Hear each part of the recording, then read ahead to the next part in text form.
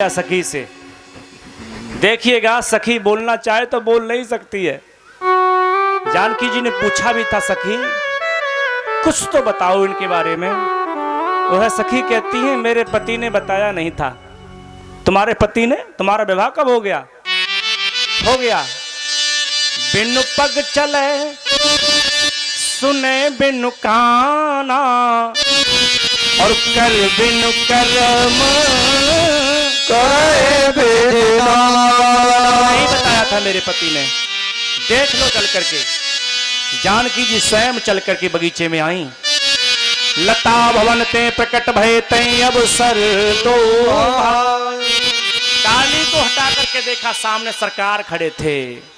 और जैसे ही मेरी माँ ने प्रभु को पहली बार देखा और माता जी ने प्रभु को देखा कि राम को देख कर के जनक नंदिनी बाग में ही खड़ी रह गई। राम देखे सिया और सिया राम को, राम देखे सिया और सिया राम को। चार अखियां लड़ी रह गई। माता जी के पलक नहीं गिरे, प्रभु के पलक नहीं गिरे। बहुत देर तक माई बाप देखते रहे एक दूसरे को। तब श्री लखनलाल कहते हैं, भैया पुष्प लेके गुरुजी के पास चलना है। राम जी वहां से पुष्प लेके चले आए। मेरी मैया गौरी के मंदिर में पहुंची तो है, लेकिन पूजा अब कौन करे? मैया ने जाकर के पूजा की है शेरा वाली की, और शेरा वाली खुश हो जाती हैं, वरदान देती हैं। मन जाहे राचे मिले सो बरसैज सुंदर सारो। करुणान धान सुजानशील स्नेह जानत रावरो। तुम्हें करुणान धान लड़का मिलेगा। आशीर्वाद लेके मेरी माँ चली आई और धनुष यज्ञ का समय आया। सर्दियों में घंटा छोटा होता है क्या? इतनी जल्दी कथा बोल रहे हैं, तब भी 3:30 बजी गए। 5 बजे तक हम ही रह जाएंगे, माता सब चली जाने। बोलो लखन सिया रामचंद्र भगवान की जय। देखो कथा आराम से सुनो। ब्याह के बाद में दावत होता है, दावत खाए के ही जाइए। बैठो बैठो। आज मेरी मैया चली गई घर पर, और धनुष यज्ञ का समय आया।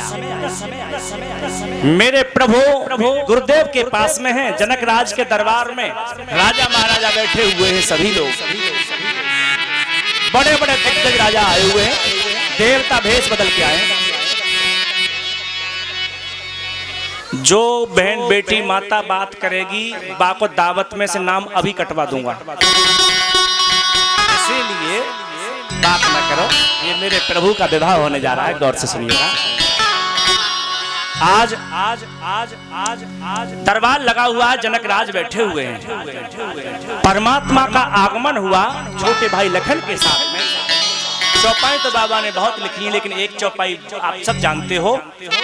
जाकी रही भावना जैसी, और प्रभु मूरत देखी तिन तैसी। अपनी अपनी दृष्टि से परमात्मा का दर्शन कर रहे हैं।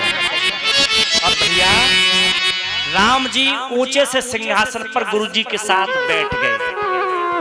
लखनलाल बैठे हुए हैं, दरबार लग गया। जनक राज अपने मंत्री से कहते हैं, मंत्रवर खड़े होकर के हमारी घोषणा सुना दो। जनक राज के मंत्री ने कहा, देश विदेश के राजा महाराजाओं, हमारे महाराज की यह प्रतिज्ञा है कि जो शिव धनुष को तोड़ेगा, हमारी लाडली सियाजू से नाता वही जोड़ेगा। प्रतिज्ञा सुना दी। त्रिभुवन जय समेत पैदेही, ये पुरस्कार उसको मिलेगा। मंत्री तो बैठ गए, अभिमानी राजा आए हुए हैं। देखिएगा, अभिमानी को यह लगता है कि कहीं मैं पीछे न रह जाऊं। मोटा सा राजा था, बड़ा पेट निकलना था, तो उसने धोती थोड़ी टाइट की अपनी। मोछे पर ताव लगाया और लगा के अभी जाता हूँ, धनुष तोड़ क्या जाऊंगा। राजा धनुष के पास में गया और डेरे हाथ से बाएं हाथ से धनुष को उठाना चाहा। उठाना तो बाद की बात, थोड़ा खिसका भी नहीं। फिर सीधे हाथ से उठाया, नहीं खिसका। फिर दोनों हाथों से इतनी ताकत से उठाना चाहा कि धनुष तो नहीं उठा, लेकिन राजा स्वयं धरती से ऊपर उठ गया। तमक ताक तक शिव धनु धरहि, उठे न कोट भांत बल करहि। एक राजा उठा करके चला गया, फिर दूसरा राजा आया, तीसरा राजा आया। राजा आ रहे लेकिन हताश होकर के लौट के चले जाते हैं। जब कोई भी राजा उठा नहीं पाया, जनक राज हताश हो गए, हाथ जोड़ के खड़े हो गए, कहा देश विदेश की राजा महाराजाओं, आज मैं समझ गया कि मेरी बेटी का विवाह विधाता ने लिखा ही नहीं है। तजहु आस निज निज गृह जाओ और लिखा न विद वैदे विभाओ। जाओ, अगर आंखों में जरा सा पानी हो तो यहाँ से आप चले जाओ, क्योंकि मेरी बेटी का विवाह ब्रह्मा ने नहीं लिखा है। क्योंकि मैं समझ गया वीर विहीन मही मैं जानी। आज मैंने समझ लिया कि इस धरती पर कोई छत्री बचा ही नहीं है। जब ये शब्द सुने हैं तो सारी सभा में सन्नाटा छा गया, लेकिन सुमित्रा नंदन लखन लाल को यह सहन नहीं हुआ। 16 वर्ष की उम्र है, 17 वर्ष की उम्र है। श्री लखन लाल बीच दरबार में खड़े हो गए और कहा, हे महाराज जनक, बोलने से पहले सोच तो लिया होता कि जिस सभा के बीच में रघुवंश मणि राम बैठे होते हैं, वहां पर कोई भी राजा अनर्गल बात नहीं करता है। तुम्हें बोलना तक नहीं आता है, कहीं जनक जस अनुचित बानी, तुम्हें बोलना नहीं आता, बैठ जाओ। तब लखनलाल ने बोलना प्रारंभ किया, जनक राज, तुम कहते हो कि शिव धनुष उठ जाए, टूट जाए। बड़े भाई राम की सौगंध खा के कहता हूँ कि बड़े भैया आप क्या कर दें, तो धनुष की तो बात छोड़ो, कांचे घट जिम डारो, एक मुक्का मार करके इसको फोड़ दूंगा, ब्रह्मांड को फोड़ दूंगा। कंदुक एवं ब्रह्मांड उठावो, तुम धनुष को उठाने की बात करते हो, मैं ब्रह्मांड को उठा ले जाऊंगा। और इतना ही नहीं, कमल नाल एवं चाप चढ़ावो, जैसे सामान्य बच्चा कमल डंठल को तोड़ के फेंक देता है, मैं राम की सौगंध खा के कहता हूँ धनुष को तोड़ के फेंक दूंगा। और इतना ही नहीं, सकल मेर मूलक एव तोरी, जैसे किसान खेत में से मूली उखाड़ के फेंक देता है, राम की चरणों की सौगंध खा के कहता हूँ कि सुमेरु पर्वत को मूली की तरह उखाड़ के फेंक दूंगा। और इतना ही नहीं, तोड़ाऊं छत्रक दंड जिम तब प्रताप बलनाथ। अगर बड़े भाई राम आज्ञा कर दें तो सौगंध प्रभु की खा के कहता हूँ, जैसे सामान्य बच्चा फफूंदी को तोड़ के फेंक देता है, इसी तरह से धनुष को तोड़ के डाल दूंगा। और जैसे ही लखनलाल ने गर्जना की, सब राजा महाराजा आपस में कानाफूसी करने लगे। एक राजा बोला, सुनते नहीं हो, चिड़िया पहाड़ उठाने की बात कर रही है। तब तक दूसरा राजा बोला, हमने तुमसे पहले ही कहा निकल लो यहाँ से, अब ब्रह्मांड उठ रहा है। हाँ, तो दूसरा बोला, तुझे क्या बात की चिंता है? बोले कि अगर यहाँ से निकल जाते तो हम तो नीचे रहते। चौथा राजा बोला, पगलाएगा हुआ का तेरा घर का ब्रह्मांड ते बाहर है। एक राजा बोला कि ऊपर उठेंगे तो अब नीचे आएंगे कि नहीं आएंगे? बोले ऊपर उठाएंगे तो ऊपर उठ जाएंगे, नीचे रखेंगे तो फिर नीचे आ जाएंगे। तब तक लखन ने कहा कि मटके की तरह फोड़ दूंगा। राजा बोलो, नीचे मत तो ठीक रहते, ऊपर मर के नीचे और गिरेंगे। आपस में बात करने लगे। राम जी ने लखन के कान में पूछा, लखन तुझ में इतनी ताकत है कि लंबी चौड़ी वैसे ही फेंक रहा है? तुझ में इतना बल है? लखन लाल बोले, भैया मैंने अपनी बात कहाँ करी है, तो तुम्हारी बात कर रहा था। राम जी बोले, तब से बंदूक मेरे ही कंधा पे चल रही है। लखन लाल बोले, बड़े भैया तुम सुनते तो कुछ हो नहीं, मैंने क्या बोला था? तोड़ाऊं छत्रक दंड जिम तब प्रताप बलनाथ। अगर राम जी अपना बल दे दे तो कर दूंगा, और राम जी का बल नहीं है तो मुझ में कुछ होने वाला नहीं। और सत्य भी यही है कि जीव अपने बल से कुछ नहीं कर सकता, और परमात्मा का बल मिल जाए तो सब कुछ हो जाता है। राम जी बोले हम समझ गए, हम समझ गए लखनलाल बैठ जाओ, क्योंकि तुम्हारी गर्जने की बारी थी, अब बरसने की बारी मेरी। लेकिन राम उठे ही नहीं। तब गुरुजी ने कहा राम उठो राम भंजो भव चापा और मैं तो तात जनक परतापा। पुत्र उठो धनुष तोड़ करके आओ। राम जी उठे सहज ही चले सकल जग स्वामी मत मंजु बर गुंजर गामी। जैसे हाथी सामान्य चाल चलता है ऐसे मेरे परमात्मा जा रहे। हर्ष है शोक है द्वंद्वातीत है मेरा बाप। और धनुष के पास पहुंचे, धनुष के पास पहुंचे तो धनुष को प्रणाम किया। गुर रहे प्रणाम मन ही मन की ना, हाथ जोड़ के प्रणाम किया। क्यों? क्योंकि धनुष के मध्य में परमात्मा शंकर सूक्ष्म भेष बना करके बैठे हुए हैं। दूसरा उत्तर यह है कि वशिष्ठ भगवान हमारे कुल गुरु हैं। मैं विवाह करने जा रहा हूं, आज्ञा कर दें। गुरु को प्रणाम किया और बाबा ने लिखा कि जब बहुत देर हो रही थी तो जानकी मैया ने आंखें बंद कर ली। गणनायक वरदायक देवा आज लगे कीनी तो सेवा। सीता मैया आंख बंद करके गणेश का ध्यान करने लगी। गणेश भगवान सामने खड़े हो गए। गणेश भगवान ने कहा माताजी आज्ञा करो। सीता मैया बोली गणेश भगवान धनुष को वजन कम कर दो। गणेश जी बोले माताजी तुमने बहुत गलती कर दी। जो व्यक्ति अपन खुद को वजन न कम कर पाया हो धनुष का क्या कम करेगा। जिम जा करके पसीना बहाया लेकिन पेट मेरा कभी कम नहीं हुआ और मैं अपना वजन कम नहीं कर पाया, धनुष का वजन कम कैसे कर दूं। जानकी जी कहती हैं गजानन हम जानते हैं तुम देखने में मोटे हो लेकिन तुम में वजन बिल्कुल भी नहीं है।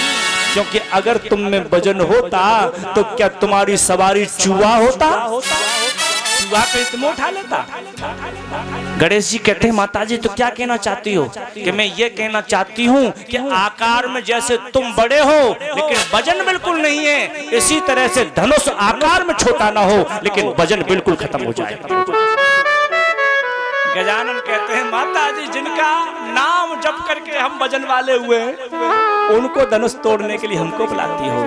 आज बाबा ने लिख दिया कि लेत चढ़ावत खींचत गारे, लेत चढ़ावत खींचत गारे, लेत चढ़ावत खींचत गारे। साउन लगा एक कमला रे, साउन लगा एक कमला।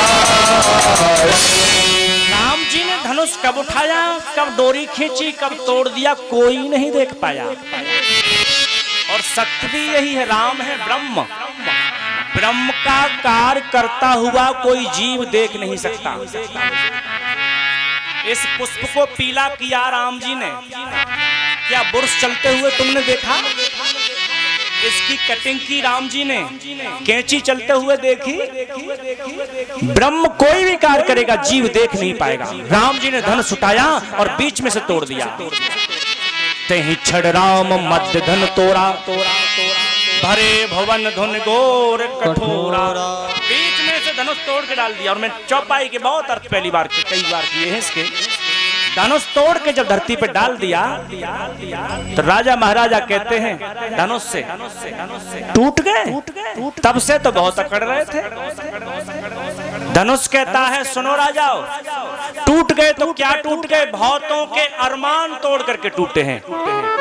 और टूट गए तो क्या टूट गए, बहुतों के अभिमान तोड़ करके टूटे हैं। और टूट गए तो क्या टूट गए, सीताराम जी को जोड़ करके टूटे हैं। और टूट गए तो क्या टूट गए, श्री राम के चरणों में पड़े हुए। राम और सीता जुड़ जाए तो 1000 बार टूटने को हम तैयार खड़े हैं।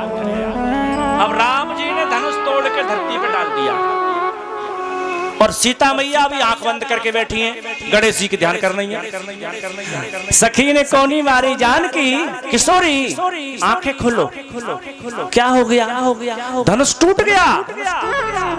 जानकी जी सखी कहती हैं सियाजो अब माला ले लो हाथ में और चलो गले में माला डालने के लिए।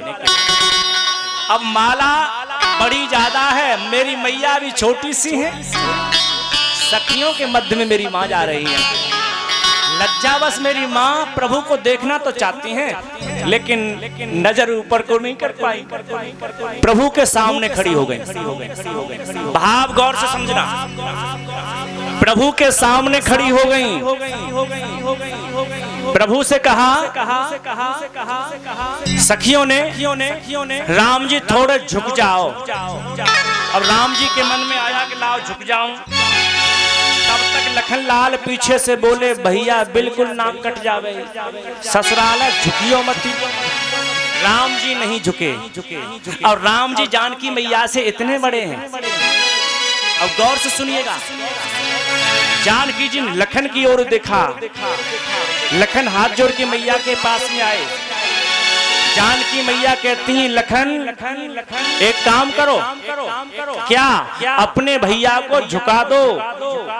लखन लाल कहते हैं भाभी आप क्या कर दो तो ब्रह्मांड झुकाने की ताकत रखता हूं, लेकिन बड़े भैया को झुका दूं ये मेरी क्षमता नहीं है।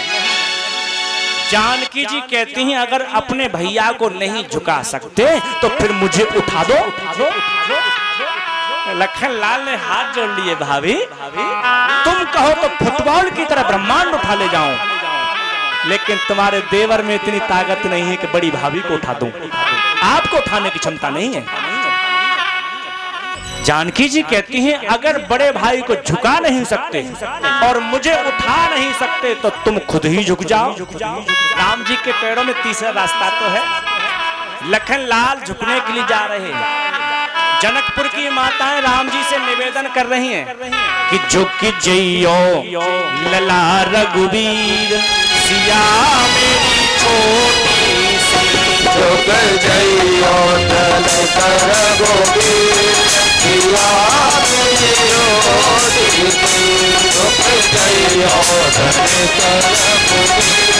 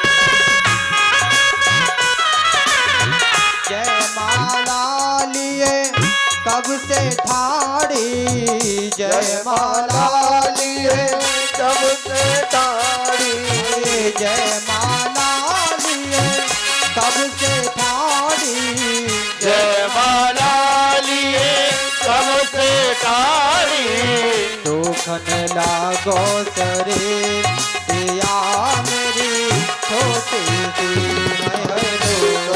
लागो सरे सिया मेरी छोटी सी, झुक जइयो तन कर रघुवीर सिया मेरी छोटी सी।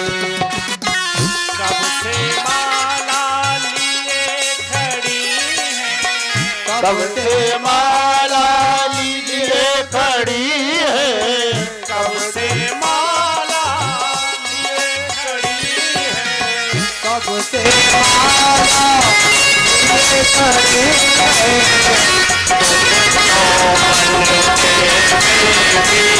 सिया मेरी छोटी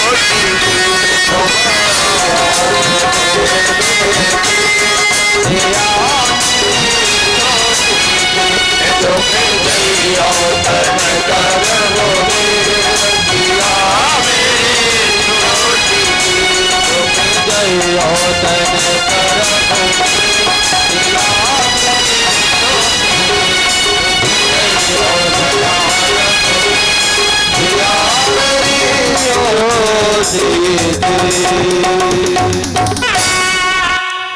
झांकी बनाई थी क्या?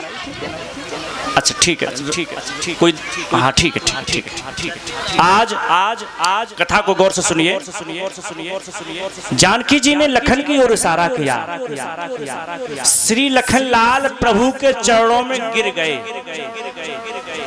अब व्यासपीठ की ओर देखिए, लखन जी राम जी के चरणों में गिरे। अब राम खड़े ही खड़े आशीर्वाद दे रहे हैं, लखन खुश रहो, जीते रहो, चिरंजीवी रहो, दीर्घायु रहो, विजयी रहो। राम जी के सब आशीर्वाद खत्म, लखन उठे ही ना। राम जी बोले, लखन तू मेरे पैर सुबह छूता था, शाम को छूता था, ये दोपहरी में नंबर तूने कब से लगा दिया? राम जी बोले, भैया अब तक खतरा सामने खड़ा नहीं था, अब तक प्रॉपर्टी मेरी थी आपके पैरों पर, तो मन करता था तब छू लेता था। अब सामने भाभी खड़ी हैं जो ये बता रही हैं कि अब कब्जा होने वाला है, तो फिर मेरे चरणों में क्यों गिरा है? लखन लाल कहते हैं कि भाभी से कहना चाहता हूँ कि भाभी वैसे तो भैया तुम्हारे हैं, लेकिन पैरों वाला भाग तो मेरा है, चरणों से दूर न जाने देना मुझे। राम जी कहते हैं तो अब तो उठ जा। लखन लाल कहते हैं, प्रभु तुम्हारे भक्तों ने तो गिरना सीख लिया है, उठाना तो तुम्हारा काम है। चरणों में गिरना भक्तों का काम है, उठाना तुम्हारा काम है। राम जी ने कंधा